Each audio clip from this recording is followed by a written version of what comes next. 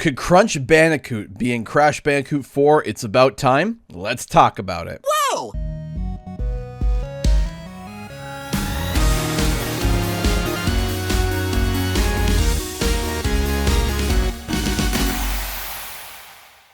What's up guys, Canadian Guy here and back with a brand new Crash Bandicoot 4 video.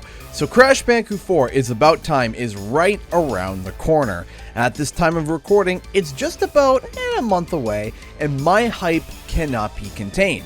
Now, if you are also hyped for Crash Bandicoot 4 and also want to hear more about Spyro the Dragon and his future game, make sure to subscribe to stay up to date on all nostalgic news, theories, and much more. So in the past 2 giant content drops for Crash 4, we always get to see brand new footage for Crash, and it's always chocked full of little nods and Easter eggs. Now, Easter eggs are fun little references to whatever the developer desires. It can literally be anything. However, that means that an Easter egg doesn't necessarily take itself seriously. Just because we see a Spyro sheep in Cortex's lab, it doesn't mean that the Spyro sheep originated from his laboratory. It's just a fun little nod to Spyro. However, the question does get a bit different when you see what seems like an Easter egg come up over and over and over again. When does it cross the line of being an Easter egg or an outright hint? This is the question that I have as we explore whether or not Crunch Bandicoot is in the game. At the moment, we know that the game has multiple playable characters, Crash and Coco taking the main spotlight, while Cortex and Dingodile take more of a side role through timeline levels. But in terms of major characters in the game, we know of 8 that have been 100% confirmed, with one that's currently unofficial, but we know is definitely a confirmation. The 7 officially announced and confirmed publicly is Crash Bandicoot, Coco Bandicoot, Dr. Neo Cortex, Dingodile, Dr. Entropy, Aku Aku, and Uka Uka. The one that's practically confirmed, as we have seen official merchandise leaked with her face on it, along with some leaked concept, is a variation of Tana, who will likely be making an appearance in the pirate section of the game. Now, from the same leaked concept art, we also see a variation of Entropy, one that looks more futuristic and sleek. Again, this one is not 100% confirmed officially, but we can assume that we will see them show up in some way, shape, or form. Now, in the Crash universe, there could be a slew of characters showing up, both old and new, that have not been revealed yet. But I want to throw an idea into the ring that one of them might actually be Crunch Bandicoot. Here's why.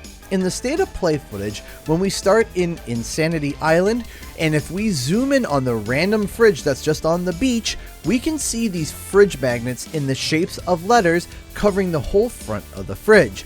But we can also see that there is a name that is clearly spelt out with those said magnets. That is the name Crunch.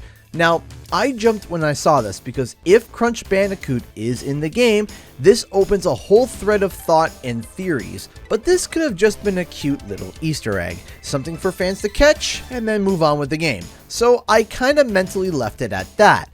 But then we got new footage for a brand new game mode that's called Flashback Mode. Flashback Mode is a series of tapes that you can unlock in the game. In order to get them, you have to find them without dying. This game mode basically pays homage to the original Crash Bandicoot death routes. The flashback tapes are essentially Dr. Cortex's recordings of his experiments after they went through the Evolvo Ray.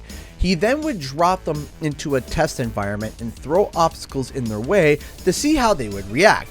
These tapes are the recordings of Crash and Coco's experimental treatments and trials before Crash actually escaped. Now, in the background of one of these scenes, we can see a monitor that shows an image of Crunch. So again, this is the second hint towards Crunch that we have seen. Now, the importance of seeing Crunch on the screen is that these flashbacks took place in 1996, before even the first game came out. Now, if we are seeing Crunch on the monitor as Crash is being tested on, and these tapes happen before he actually escapes, that means that Crunch has been planned since even before Crash.